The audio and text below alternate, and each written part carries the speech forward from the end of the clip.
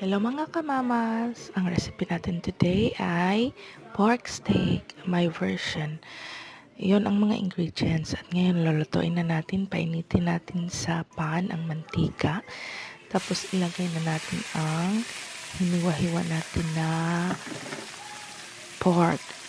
Thin slice lang ang paghiwa para madali siyang maluto. And then ilagay na natin ang onions.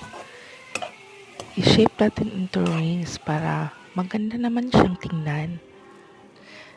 Tapos ang ground black pepper, and then tuyo, tapos suka, at ang ating oyster sauce.